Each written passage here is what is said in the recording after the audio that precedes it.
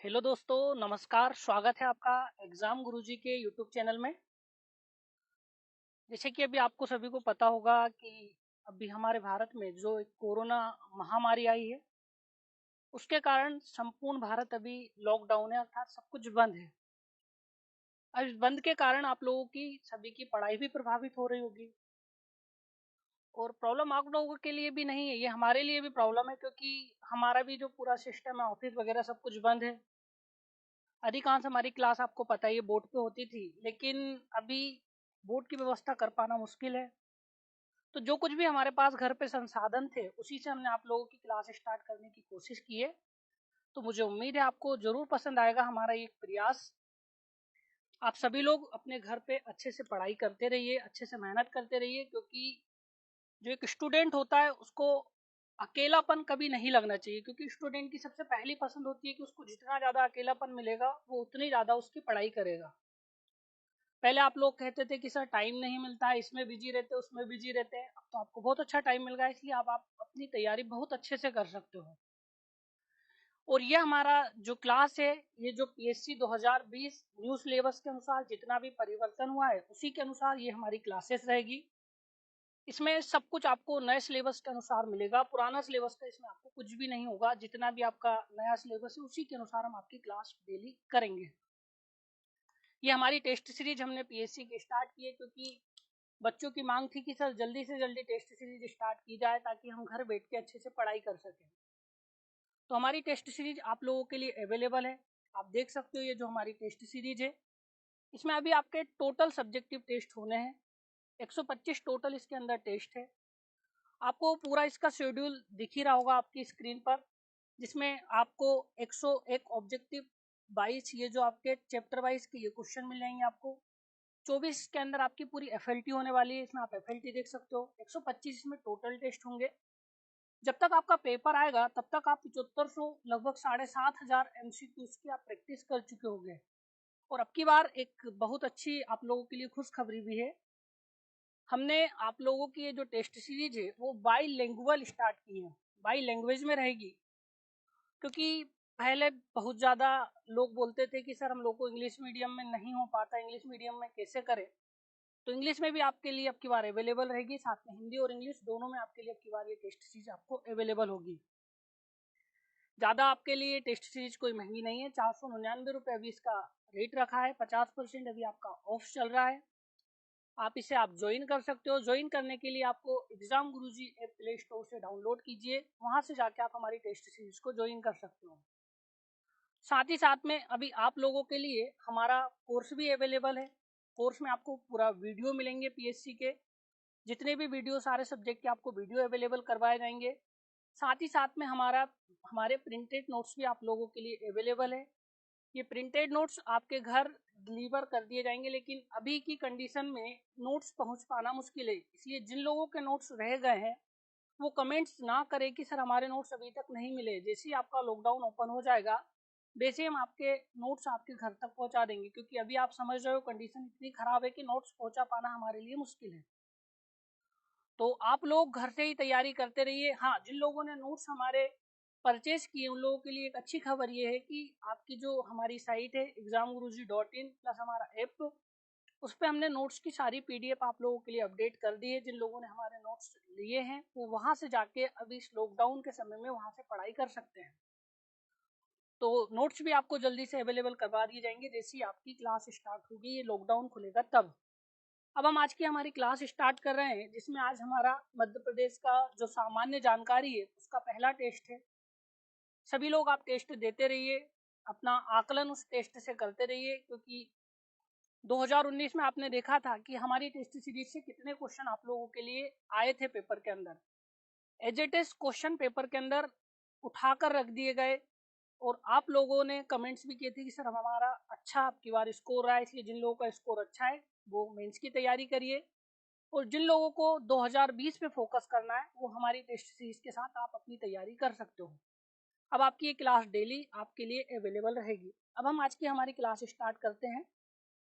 पहला क्वेश्चन आपकी स्क्रीन पर आपको दिख रहा होगा। क्वेश्चन है आपका, मध्य प्रदेश का राजकीय वृक्ष क्या है? अगर हम मध्य प्रदेश के राजकीय वृक्ष की बात करें तो इसमें आपको दिख रहा है कि आम, आम के बाद इसमें आपको बरगद। तो आपको इसका आंसर बताना है कि मध्य प्रदेश का राजकीय वृक्ष क्या है। आप जल्दी सभी लोग कमेंट करके आंसर बताइए। आम, नीम, बरगद और जामुन। अब इसमें जल्दी कमेंट करिए कि आप लोगों का आंसर, मैं देख रहा हूं कि कौन कौन लोग कमेंट करके आंसर दे रहे हैं। आप लोगों का आंसर इसमें क्या है? अब कई लोगों का आंसर मुझे बी मिल रहा है, कई लोगों ने आंसर ए लगाया है, कई लोग आंसर सी दे रहे हैं। आंसर आपको सभी लोगों को देना है, आप लोगों को आंसर देना अनिवार्य है, क्योंकि अगर आप क्लास देख रहे हैं तो आंसर आप जरूर दीजिए। अब देखिए, अगर हम आम की बात करें तो आम हमारा राजकीय वृक्ष नहीं है, ये भारत का राजकीय फल है। और आम तो हो ही नहीं सकता, नीम भी आपका नहीं है, इसमें जामुन आपका नहीं हो सकता, लेकिन बरगद ये आपके मध्य प्रदेश का भी राजकीय वृक्ष है। और जो आपका भारत है, हमारा भारत देश, उसका भी राजकीय वृक्ष कौन सा है? तो उसका भी राजकीय वृक्ष है आपका बरगद। इसलिए जिन लोगों ने भी इसका आंसर बरगद लगाया है उन सभी का आंसर बिल्कुल सही है, इसलिए सभी लोग आप आंसर देते रहिए। क्वेश्चन सेकंड अब आपकी स्क्रीन पर आ रहा है, आप इसका आंसर बता दीजिएगा। आपको इसका आंसर दिख भी चुका है कि इसका आंसर क्या होगा, आपका बरगद। क्वेश्चन नंबर सेकंड अब आपकी स्क्रीन पर, मध्य प्रदेश का क्षेत्रफल की दृष्टि से सबसे छोटा जिला कौन सा है? ये क्वेश्चन कई बार मेरे से पूछते हैं लोग कि सर क्या आंसर लगाएं, कि कभी हमको निवाड़ी देखने को मिल जाता है, कभी दतिया देखने को मिल जाता है, कभी आगर मालवा देखने को मिलता है। अब हम इसका आंसर क्या लगाएं कि मध्य प्रदेश का सबसे छोटा जिला कौन सा है?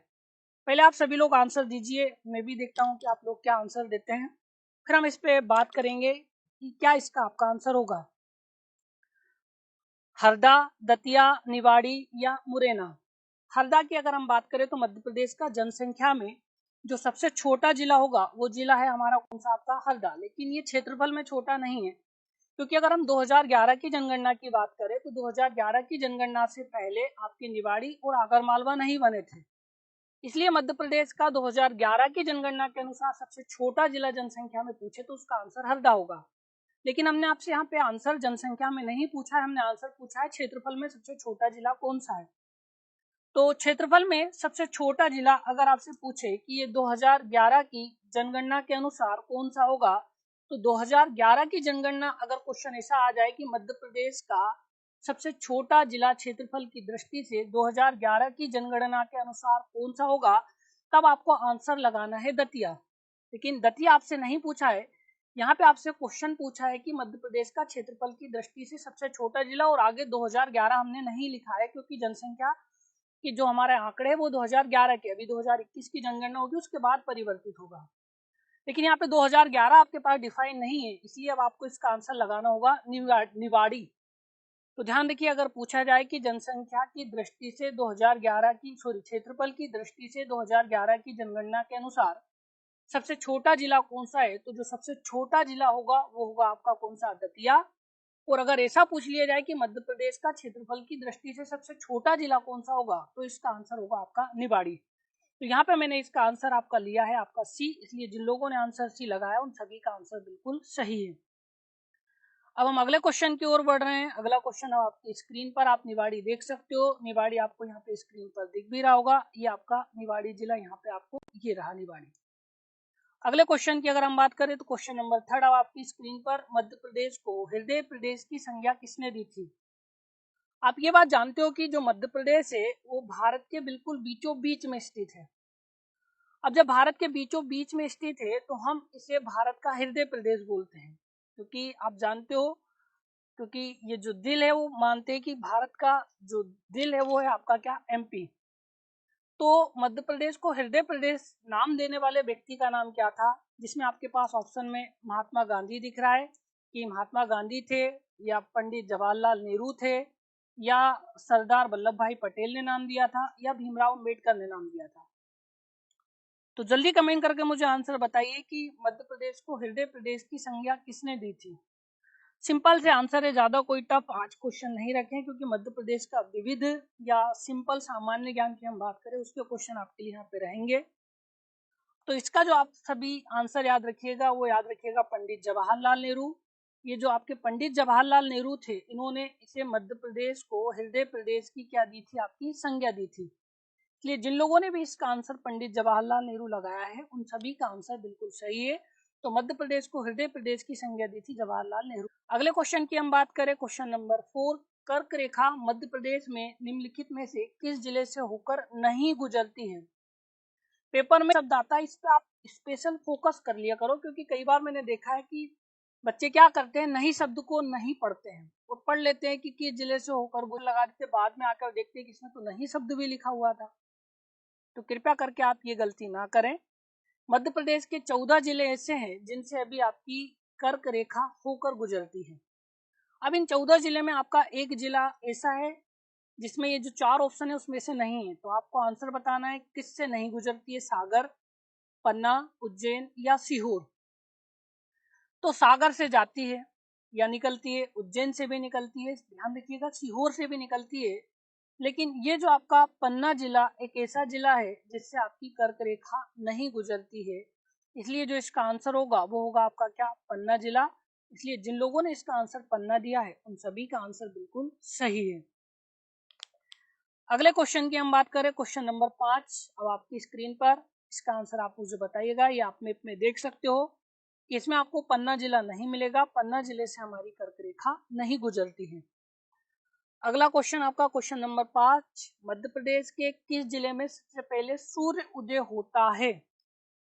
अब आपने अगर मध्य प्रदेश का देशांतरीय विस्तार पढ़ा है या मध्य प्रदेश के सबसे पूर्वी, पश्चिमी, उत्तरी, दक्षिणी जिले पढ़े हैं तो आप आंसर लगा सकते हो, क्योंकि जो सूर्य है वो पूर्व में उदय होता है। अब जब सूर्य पूर्व में उदय होता है तो आप बताइए कि इसमें सबसे पूर्वी जिला आपको कौन सा लगता है? सबसे पूर्वी जिले की बात कर रहा हूं मैं। निवाड़ी लगता है, पन्ना लगता है, सिंगरौली या ग्वालियर? क्योंकि अगर आप मध्य प्रदेश के देशांतरीय विस्तार की बात करोगे तो 74 डिग्री 9 मिनट पूर्वी देशांतर से 82 डिग्री 48 मिनट पूर्वी देशांतर मध्य प्रदेश का देशांतरीय विस्तार है। तो मध्य प्रदेश में सबसे पहले जो सूर्य का उदय होता है वो होता है आपके सिंगरौली के अंदर, और सबसे पश्चिमी जिला हमारा आता है अलीराजपुर। तो सबसे लेट सूर्य उदय होता है अलीराजपुर के अंदर। इसी टाइप का क्वेश्चन भारत के भूगोल से भी आपका पूछा जाता है, सबसे पहले सूर्य उदय कहाँ पर होता है? तो भारत में भी अगर सबसे पहले हम सूर्य उदय की बात करें तो भारत में सबसे पहले सूर्य उदय होता है आपका सबसे पूर्वी राज्य अरुणाचल प्रदेश में, और भारत का जो सबसे पश्चिमी राज्य है वो है आपका क्या, गुजरात। इसलिए मैंने यहाँ पे आपसे सिर्फ एमपी का पूछा था, इसलिए इसका होगा आपका क्या, सिंगरौली। मध्य प्रदेश का सबसे पूर्वी जिला या सबसे पहले सूर्य उदय कहाँ पर होता है? तो मध्य प्रदेश का सबसे पहले सूर्य जो है वो होता है आपका कहाँ पे, सिंगरौली में। इसलिए इसका आंसर होगा आपका क्या, सी। अगले क्वेश्चन की हम बात करें, क्वेश्चन नंबर 6। आप देख लीजिए मध्य प्रदेश का जिला सिंगरौली, ये आपको दिख रहा होगा मैप के अंदर। यहाँ पे आपका सबसे पहले सूर्य का उदय होता है, और आप यहाँ पे देखिए मध्य प्रदेश का ये जो सबसे पश्चिमी जिला है यहाँ पे सबसे बाद में सूर्य का उदय होता है। तो इसका आंसर होगा आपका क्या, सिंगरौली। अगले क्वेश्चन की हम बात करें, क्वेश्चन नंबर 6। मध्य प्रदेश का ये दृष्टि से किस गोलार्ध में स्थित है? एक बात ध्यान रखिएगा, एक अक्षांशीय विस्तार होता है और एक देशांतरीय विस्तार होता है। मध्य प्रदेश का अक्षांश पड़ा होगा 21 डिग्री 6 पूर्वी उत्तरी अक्षांश से 26 डिग्री 30 उत्तरी अक्षांश, 74 डिग्री 9 पूर्वी देशांतर से 82 डिग्री 48 मिनट पूर्वी देशांतर, ये मध्य प्रदेश का देशांतरीय विस्तार है। जो हम भारत की बात करें तो संपूर्ण भारत जो जीरो याम्योत्तर अर्थात जिसे हम टाइम रेखा कहते हैं, जो कि लंदन के ग्रीनविच से खींची गई है, इसके पूर्व में स्थित है भारत। जब भारत संपूर्ण भारत का देशांतरीय विस्तार भी पूर्वी गोलार्ध के अंतर्गत आता है। जब पूरा भारत आता है तो स्वाभाविक बात है हमारा जो मध्य प्रदेश है वो भी किस अंतर्गत आएगा, देशांतरीय दृष्टि से। तो मध्य प्रदेश का भी जो देशांतर आएगा वो आएगा पूर्वी गोलार्ध। इसलिए जिन लोगों ने इसका आंसर पूर्वी गोलार्ध लगाया है उन सभी का आंसर बिल्कुल सही है। कभी भी इसका आंसर आप पश्चिमी या उत्तरी गोलार्ध मत लगाइएगा। हाँ, अगर अक्षांशीय दृष्टि से पूछ लिया जाए, भारत की स्थिति में पूरा लिखते हो उत्तर पूर्वी गोलार्ध, तो उत्तरी है हम अक्षांशीय दृष्टि से और पूर्वी हम देशांतरीय दृष्टि से, इसीलिए लिखते हैं उत्तर पूर्वी गोलार्ध। इसका आंसर होगा आपका क्या, पूर्वी गोलार्ध। अगले क्वेश्चन की हम बात कर रहे हैं, क्वेश्चन नंबर 7। अब आपकी स्क्रीन पर है, आप यहाँ पे देख लीजिए, ये आपकी प्रधान, इसलिए इसका आंसर होगा आपका क्या, पूर्वी गोलार्ध। क्वेश्चन नंबर 7 अब हम बात कर रहे हैं आपकी स्क्रीन पर, ये हमारी आप देख सकते हो, इसके अंदर आपको इस प्रकार से सारे टेस्ट अवेलेबल होंगे, सारे सब्जेक्टिव टेस्ट अभी इसके अंदर चल रहे हैं। बाद में इसमें आपकी FLT स्टार्ट होगी, जब आपका PSC का रहेगा तब ये 499 रुपये में आपको एग्जाम गुरुजी ऐप पर अवेलेबल हो जाएगी। अब क्वेश्चन नंबर 7 है, गुजरात से मध्य प्रदेश के कितने जिलों की है? सबसे सिंपल क्वेश्चन है। मुझे उम्मीद है अगर आप कुछ भी तैयारी कर रहे हो SI कांस्टेबल PSC की, तब आपको ये क्वेश्चन जरूर पता होगा कि मध्य प्रदेश के कितने जिलों की सीमा गुजरात से लगती है। 2 जिलों की सीमा, 9 जिले की सीमा, 10 जिले की सीमा या 13 जिलों की? तो जल्दी कमेंट करके आंसर बताइए।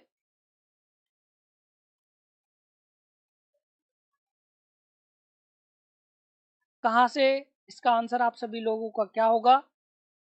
गुजरात से मध्य प्रदेश के कितने जिलों की सीमा लगती है? 2, 9, 10 और 13। तो इसका जो आपका आंसर होगा वो होगा आपका क्या? 2 जिले। मध्य प्रदेश के जो 2 जिले हैं वो आपकी सीमा साझा करते हैं, जिसमें एक जिले का नाम है आपका क्या? अलीराजपुर, और दूसरे जिले का जो नाम है वो है आपका क्या? झाबुआ। तो अलीराजपुर और झाबुआ, इन दोनों जिलों की सीमा आपकी गुजरात से लगती है। सिर्फ 2 ही जिले हमारे गुजरात से सीमा साझा करते हैं, एक अलीराजपुर जिला और दूसरा जो जिला है उस जिले का नाम है आपका क्या? झाबुआ।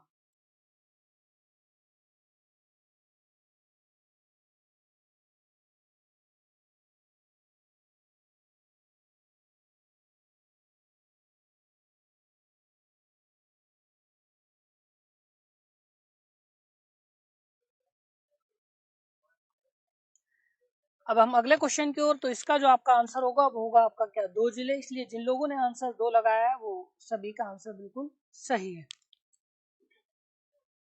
तो आप देख सकते हो मध्य प्रदेश के कौन कौन से ऐसे 2 जिले हैं जिनकी सीमा आपकी गुजरात से लग रही है। एक आप यहाँ पे देखिएगा अलीराजपुर, और ये जो जिला है इसका नाम है आपका क्या? झाबुआ। सिर्फ ये आपका अलीराजपुर और आपके झाबुआ, ये दोनों जिले ही गुजरात से सीमा साझा करते हैं। इसके अलावा और कोई जिला सीमा साझा नहीं करता है। क्वेश्चन नंबर 7 के बाद क्वेश्चन नंबर 8, निम्न में से किस जिले की सीमा उत्तर प्रदेश से नहीं लगती है? मैंने आपसे पूछा है कि कौन से जिले की सीमा उत्तर प्रदेश से नहीं लगती है। निवाड़ी, पन्ना, सिंगरौली या ग्वालियर? तो जल्दी कमेंट करके आंसर बताइए। आप सभी लोगों का आंसर इसमें से क्या होगा कि निम्न में से किस जिले की सीमा उत्तर प्रदेश से नहीं लगती है? निवाड़ी, पन्ना, सिंगरौली या ग्वालियर? मध्य प्रदेश का जो 52वां जिला था वो था आपका निवाड़ी, जो कि आपके टीकमगढ़ से अलग होकर बना था। अभी भी ध्यान रखिएगा मध्य प्रदेश में जिले की संख्या 52 ही है, 55 अभी नहीं हुए हैं। अभी सिर्फ मंत्रिमंडल ने इसे अनुमति प्रदान की है। जिस दिन ये लागू हो जाएगा उस दिन मध्य प्रदेश में 55 जिले हो जाएंगे, जिसमें आपका एक चाचौड़ा, एक मेहर और एक आपका उज्जैन से अलग होकर नागदा, ये 3 जिले भी हमारे MP में बनने प्रस्तावित है। लेकिन अभी भी हमारे पास 52 ही जिले हैं, 55 जिले अभी नहीं हुए। इसलिए इसका जो आप आंसर होगा वो होगा आपका, क्योंकि यहाँ पे मैंने किस जिले की सीमा उत्तर प्रदेश से नहीं लगती है, तो निवाड़ी की लगती है, पन्ना की लगती है, सिंगरौली की भी लगती है। लेकिन आप ग्वालियर देखोगे तो ग्वालियर जिले की जो सीमा है वो आपकी नहीं लगती है, क्योंकि आप मैप में जब ग्वालियर देखते हो तो भिंड और मुरैना से नीचे आप यहाँ पे देखिएगा, जो ये आपका ग्वालियर आता है वो ये वाला आपका ग्वालियर वाला क्षेत्र है।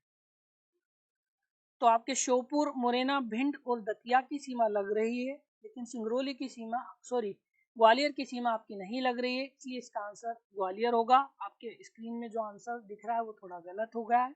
आंसर इसका आप ग्वालियर याद रखिएगा, मैं आपको बोल रहा हूँ वो आंसर आपका सही है। क्वेश्चन नंबर 9, मध्य प्रदेश के सबसे उत्तरी एवं दक्षिणी जिले कौन से हैं? अब देखिएगा पेपर बहुत सिंपल आता है। आपने PSC 2019 का MP का पेपर भी देखा होगा। क्वेश्चन बहुत सिंपल आते हैं और हम क्वेश्चन को बहुत ज्यादा डिफिकल्ट बना देते हैं, और उन सिंपल क्वेश्चन की वजह से ही हम गलत कराते हैं और उसी वजह से हमारा सिलेक्शन रुक जाता है। अब की बार हम आपको कोशिश करेंगे कि जिस प्रकार का पेपर आए हम उसी प्रकार के क्वेश्चन आप लोगों को ज़्यादा से ज़्यादा अवेलेबल कराएं, ना तो ज़्यादा लेवल टफ रखें ना ज़्यादा लो रखें, मीडियम लेवल से आप लोगों के साथ हम चलते रहें। तो मध्य प्रदेश के सबसे उत्तरी एवं दक्षिणी जिले कौन कौन से हैं? उत्तरी और दक्षिणी दोनों पूछे हैं। तो मुरैना एवं बुरहानपुर, भिंड एवं बुरहानपुर, मुरैना एवं बैतूल, मुरैना एवं छिंदवाड़ा? तो जल्दी कमेंट करके आप आंसर बता दीजिए कि मध्य प्रदेश के सबसे उत्तरी एवं दक्षिणी जिले कौन कौन से हैं। तो मध्य प्रदेश के जो सबसे उत्तरी जिला होगा वो है आपका कौन सा? तो वो है आपका मुरैना। और सबसे दक्षिणी जिला जो है वो है आपका क्या, बुरहानपुर। आपको मैप में भी बता देते हैं। यहाँ पे आप देखिएगा, ये जो आप ऊपर जिला देख रहे हो ये आपका मध्य प्रदेश का मुरैना जिला है, ये मध्य प्रदेश का सबसे उत्तरी जिला है। ध्यान रखिएगा, भिंड कभी मत लगाइएगा। और नीचे आप ये देख रहे हो, ये हमारा जो बुरहानपुर है वो मध्य प्रदेश का सबसे दक्षिणी जिला है।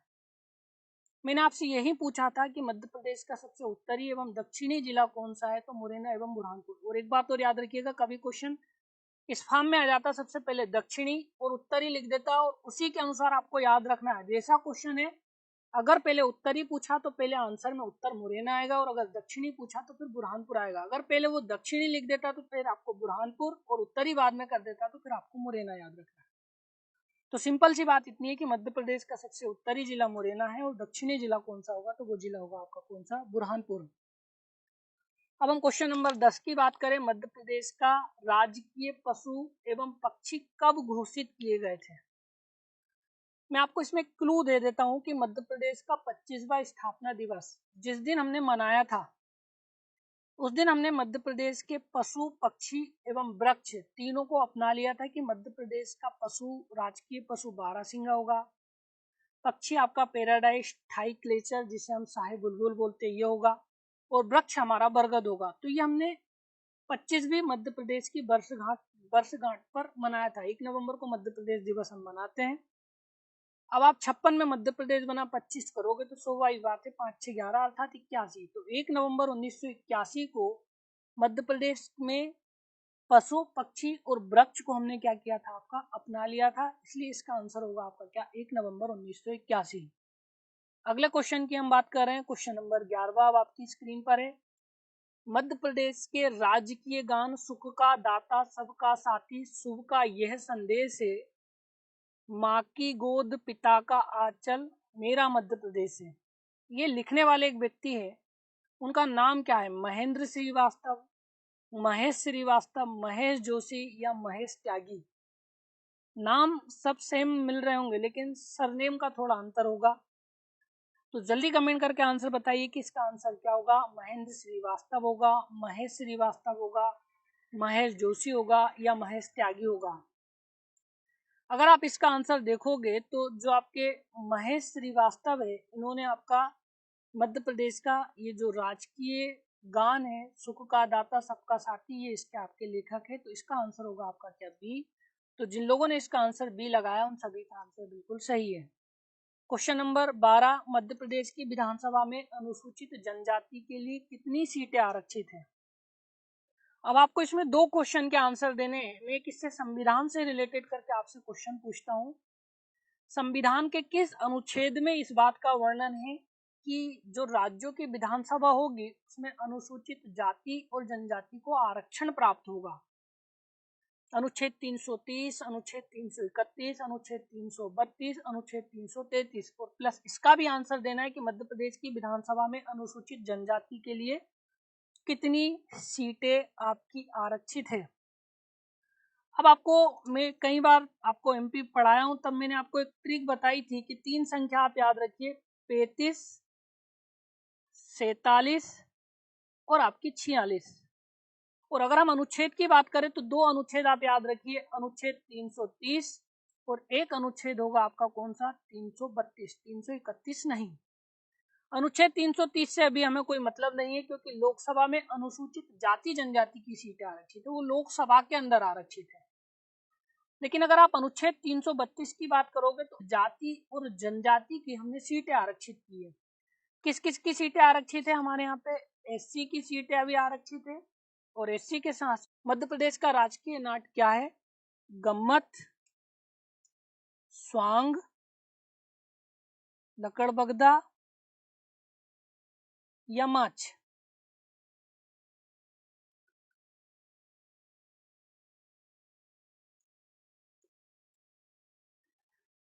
आंसर बताइए, मध्य प्रदेश का राजकीय नाट्य क्या है? गम्मत, स्वांग, लकड़बगदा या माच। अगर आपसे मध्य प्रदेश का राजकीय नाट्य के बारे में पूछा जाए तो ध्यान रखिएगा, राजकीय नाट्य है माच, राजकीय नृत्य है राई, और राजकीय खेल जो होगा वो होगा हमारा आपका क्या, मलखंभ। तो मैंने यहाँ पे आपसे नाट्य पूछा है तो नाट्य इसका आंसर होगा आपका क्या, तो मध्य प्रदेश का राजकीय नाट्य माच होगा, जो कि आपके कहाँ का है, कौन से प्रांत का है, तो मध्य प्रदेश के मालवा प्रांत में आपके मार्च का आयोजन होता है। जिस मार्च का जन्म कहाँ से हुआ था? आपके उज्जैन से। इसलिए जिन लोगों ने आंसर मार्च लगाया उन सभी का आंसर बिल्कुल सही है। क्वेश्चन नंबर 14 आपकी स्क्रीन पर आप देख लीजिए। मार्च आपको ऐसे में किया भी जाता है। क्वेश्चन नंबर अब आपकी ये हमारी टेस्ट सीरीज है। आप देख सकते हो इसमें आपके 499 में आप लोगों को अवेलेबल होगी। हाँ, जिन लोगों ने हमारा कोर्स पहले से ज्वाइन कर रखा है उन लोगों के लिए स्पेशल 100 रुपए का डिस्काउंट है।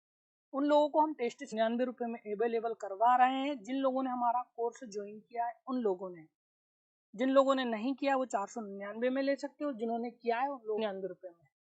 अगले क्वेश्चन है आपका, मध्य प्रदेश की राजकीय मछली क्या है? व्हेल मछली, तारा मछली, महासीर मछली या शार्क? तो जल्दी कमेंट करके बता दीजिए कि इसका आंसर क्या होगा। मध्य प्रदेश की राजकीय मछली क्या है? व्हेल, तारा मछली, महासीर मछली या शार्क मछली?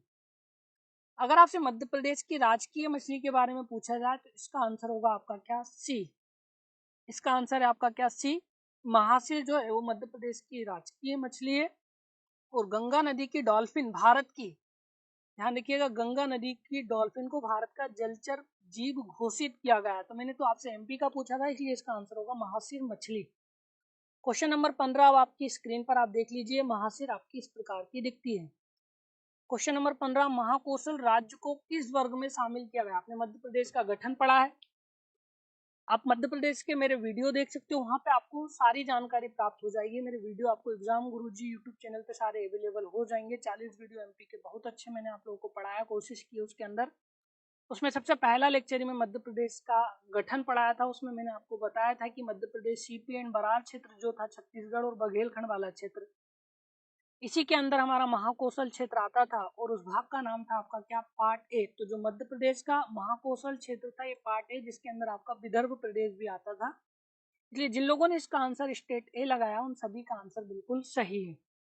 अगले क्वेश्चन की हम बात कर रहे हैं, क्वेश्चन नंबर 16। देश के कुल क्षेत्रफल में मध्य प्रदेश का कितने प्रतिशत हिस्सा है? आपको भारत का क्षेत्रफल याद होगा 32,87,263 वर्ग किलोमीटर 3,8,245 वर्ग किलोमीटर मध्य प्रदेश का। अगर आप इसको कैलकुलेट करके निकालोगे कि टोटल अगर हम 100% क्षेत्रफल भारत का ले तो उसमें से कितना प्रतिशत भूभाग मध्य प्रदेश के हिस्से में आता है? आप जानते हो मध्य प्रदेश भारत का दूसरा सबसे बड़ा राज्य, सबसे बड़ा राज्य हमारा राजस्थान, दूसरा सबसे बड़ा राज्य वो है हमारा एमपी। तो मध्य प्रदेश के पास कुल क्षेत्रफल का 9.38% हिस्सा, ध्यान रखिएगा कितना? 9.38% हिस्सा अकेले मध्य प्रदेश घेरे हुए हैं। बाकी आपका जो 10% के 90% के हिस्से लगभग जो हिस्सा आता है वो आपके 26 राज्य और जो 9 केंद्र शासित प्रदेश है बाकी का उनके पास है। मध्य प्रदेश के पास है 9.38%। और अगर पूछा जाए कि भारत के पास संपूर्ण विश्व के क्षेत्रफल का कितना प्रतिशत हिस्सा है तो ध्यान रखिएगा 2.42%। विश्व के 100% क्षेत्रफल में से 2.42 भारत के पास है, अर्थात भारत 7वां बड़ा क्षेत्रफल में देश है। अगले क्वेश्चन की हम बात करें, क्वेश्चन नंबर 17। मध्य प्रदेश की पूर्व से पश्चिम में लंबाई कितनी है? पूर्व से पश्चिम में अगर हम लंबाई की बात करें तो आपको मध्य प्रदेश की भौगोलिक स्थिति विस्तार आप पढ़े हुए, तो पूरा पश्चिम उत्तर दक्षिण दोनों लंबाई हम आपको बताते भी हैं कि कितनी है। तो मैंने आपसे यहाँ पे पूछा है कि पूर्व से पश्चिम में लंबाई कितनी है, तो आपको पूर्व से पश्चिम में लंबाई बतानी है, ना कि उत्तर से दक्षिण में। अगर हम देखें कि मध्य प्रदेश की पूर्व पश्चिम और उत्तर दक्षिण लंबाई, तो पूर्व से पश्चिम में हमारी जो लंबाई आती है वो आती है 870 किलोमीटर और उत्तर से दक्षिण में जो लंबाई आती है वो आती है आपकी 605 किलोमीटर। तो यहाँ पे आपसे पूरा पश्चिम लंबाई पूछा था, इसलिए जो इसका आंसर होगा वो होगा 870 किलोमीटर। इसलिए जिन लोगों ने इसका आंसर 870 लगाया उन सभी का आंसर बिल्कुल सही है। क्वेश्चन नंबर 18 आपकी स्क्रीन पर आप देख सकते हो मध्य प्रदेश की पूरा पश्चिम उत्तर दक्षिण लंबाई। यहाँ से आप अगर आप देखोगे ये रहा हमारा मुरैना, यहाँ से यहाँ तक आप 605 और इधर से इधर जाओगे तो 870 किलोमीटर। तो मध्य प्रदेश की पूरा पश्चिम उत्तर दक्षिण लंबाई 870 और 605 किलोमीटर। भोपाल को राज्य निर्माण के प्रारंभिक समय में किस प्रकार के वर्ग में शामिल किया गया? Part C, part A, part B या इनमें से कोई नहीं। एक बात ध्यान रखिएगा 1949 में मध्य प्रदेश में शामिल हो गई थी भोपाल रियासत, क्योंकि कई लोगों का ये कमेंट होता है कि सर भोपाल जो नवाब था भोपाल का उसने तो मना कर दिया था भारत में शामिल होने से, तो फिर कहाँ से पार्ट ए बी सी में आएगा? बिल्कुल गलत है। 1949 में भोपाल के नवाब ने भोपाल को भारत में शामिल कर दिया था। इसलिए अब आपको इसमें बताना है कि कौन से भाग का हिस्सा था, part A, part B, part C या इनमें से कोई नहीं।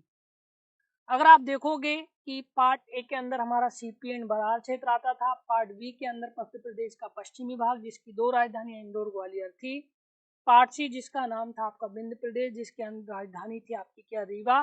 तो जो हमारा भोपाल हिस्सा था वो आपके पार्ट सी का था। तो कभी भी ध्यान रखिएगा, इसका आंसर आप पार्ट ए और बी मत लगाइएगा, इसका जो आपका आंसर होगा वो होगा आपका क्या, पार्ट सी। इसलिए जिन लोगों ने इसका आंसर पार्ट सी लगाया उन सभी का आंसर बिल्कुल सही है। अगला क्वेश्चन अब आपकी स्क्रीन पर, क्वेश्चन नंबर 19, निम्न में से किस नगर का नाम चंद्रशेखर आजाद नगर घोषित किया गया है? भावरा, झाबुआ, रतलाम या सतना? आपको याद है मध्य प्रदेश में जो चंद्रशेखर आजाद हैं उनका जन्म मध्य प्रदेश में हुआ है। मध्य प्रदेश का उस समय का जिले की अगर मैं बात करूं तो उस समय था आपका क्या, झाबुआ, लेकिन अभी वो झाबुआ में नहीं आता है। अब वो स्थान आता है आपका अलीराजपुर के अंदर और उस स्थान का नाम है आपका क्या, भावरा। इसलिए इसका जो आपका आंसर होगा वो होगा आपका क्या, भावरा अलीराजपुर। तो चंद्रशेखर आजाद का जन्म भावरा अलीराजपुर में हुआ है, इसलिए जो भावरा नामक स्थान है या ग्राम है उसका नाम रख दिया गया आपका चंद्रशेखर आजाद नगर। अगले क्वेश्चन की हम बात करें, क्वेश्चन नंबर 20 आपकी स्क्रीन पर, नीमच को कब जिला बनाया गया? मध्य प्रदेश का गठन आपने पढ़ा 1972, 1998, 2000 या इनमें से कोई नहीं। अगर आप मध्य प्रदेश का गठन पढ़े हो तो 72 में भोपाल और राजनांदगांव को हमने जिला बनाया था। लेकिन अगर हम बात करें 1998 में, तो 1998 में 2 बार जिले बने हैं। एक बार जिला पुनर्गठन आयोग की सिफारिश के आधार पर 10 जिले बनाए थे। 10 जिले में से 4 हमारे पास है, बड़वानी, श्योपुर, कटनी, डिंडोरी। इसके 2 मंथ बाद फिर हमने सिंहदेव समिति सिफारिश के आधार पर 6 जिले बनाए थे, जिसमें से 3 हमारे पास है, हरदा, उमरिया और नीमच। मैंने आपसे नीमच को कब जिला बनाया गया, तो नीमच को जो हमने जिला बनाया था वो बनाया था आपका कब, 1998 में। 3 जिले इस समय बने थे, आपका हरदा बना था और एक जो जिला आपका इस समय बना था वो बना था आपका कौन सा, उमरिया। और एक जो इस समय आपका जिला बना था वो बना था आपका कौन सा, नीमच। मंदसौर से अलग होके, उमरिया आपका शहडोल से और हरदा आपका जो अलग होके बना था वो होशंगाबाद से। तो 1998 इसका आंसर होगा। तो 20 क्वेश्चन आपने देखे। वैसे हमारी टेस्ट सीरीज के अंदर 50 क्वेश्चन होते हैं। 50 क्वेश्चन के लिए टाइम भी ज़्यादा चाहिए और थोड़ा डिस्कस कर पाना भी मुश्किल है, इसलिए 30 क्वेश्चन आपको, क्योंकि क्वेश्चन का लेवल भी बहुत अच्छा है, अगर आपको बाकी के क्वेश्चन देखते हैं तो देखना है 30 क्वेश्चन जो बचे हुए, तो आपको हमारी टेस्ट सीरीज ज्वाइन कर लेना चाहिए। बहुत अच्छी टेस्ट सीरीज है, बहुत कम रुपए में मेरे को अनुमान है कि ये भारत की एमपी की सबसे बड़ी टेस्ट सीरीज होगी, क्योंकि पिछली बार भी हम 4.5-5 लोग ज्वाइन किए थे। अब की बार उम्मीद है कि 5,000 से ऊपर का आंकड़ा जाएगा ही जाएगा। इसमें आप देख सकते हो मध्य प्रदेश सामान्य ज्ञान के सब्जेक्टिव टेस्ट अगर अभी चलेंगे, जिसमें आप सब्जेक्ट की तैयारी अपने अनुसार कर सकते हो। इतिहास, अर्थव्यवस्था, भारत का भूगोल, राज्य व्यवस्था, विज्ञान, पर्यावरण, आयोग अब की बार नए जुड़े हैं, आयोग के भी हम इसमें 5 टेस्ट लेने वाले हैं। सूचना संचार प्रौद्योगिकी नया आया है, पहले कम था, अब इसका लेवल बढ़ा दिया गया है। खेलकूद, विविध, करंट अफेयर और एफएलटी सब आपको इसके अंदर अवेलेबल हो जाएगी। 499 में आपको मिलेगी। और साथ ही साथ में जो लोग हमारा कोर्स ज्वाइन कर चुके हैं उन लोगों के लिए 399 में। अभी आप अगर घर बैठकर पढ़ना चाहते हो तो हमारा कोर्स भी आप लोगों के लिए अवेलेबल है। पीएससी प्री और मेंस दोनों का कोर्स अवेलेबल है। नोट्स आप लोगों के लिए अवेलेबल हो जाएंगे। जिन लोगों को नोट्स लेना है वो आप एग्जाम गुरुजी ऐप डाउनलोड कीजिए, वहाँ से पेमेंट कर सकते हो। कोई प्रॉब्लम आती है तो एग्जाम गुरुजी का जो नंबर है उस पर आप फोन कर सकते हो। तो आज की क्लास आप सभी लोगों को कैसी लगी जरूर कमेंट करके बताइएगा, क्योंकि कम संसाधनों में हमने आपको अच्छा देने की कोशिश की है, तो मुझे उम्मीद है आपको हमारी क्लास पसंद आई होगी। अभी आप लोगों को जो प्रिंटेड नोट्स है वो 998 रुपये में अवेलेबल होंगे और एमपीपीएससी प्री का फुल कोर्स 2999 रुपये में आपको अवेलेबल हो जाएगा। इसमें आपको फ्री प्रिंटेड नोट्स भी प्रदान किए जाएंगे, 300 प्लस आपको वीडियोस मिलेंगे, 150 प्लस पीडीएफ नोट्स देंगे, 11,000 आपको प्रैक्टिस एमसीक्यूज भी इसके अंदर अवेलेबल कराएंगे। ये सब आपको एग्जाम गुरुजी ऐप पर अवेलेबल हो जाएगा। तो आज की क्लास हम यहीं पे समाप्त करते हैं। आप सभी का बहुत बहुत धन्यवाद। लॉकडाउन में आप अपने घर में रहिए, सोशल डिस्टेंस मेंटेन करके रहिए, लोगों से भी दूर रहिए। आपके लिए ये भी अच्छा होगा, आपके परिवार के लिए भी अच्छा होगा, और घर में बैठकर अच्छे से पढ़ते रहिए। आप सभी का बहुत बहुत धन्यवाद। जय हिंद, जय भारत, गुड नाइट, शुभ रात्रि।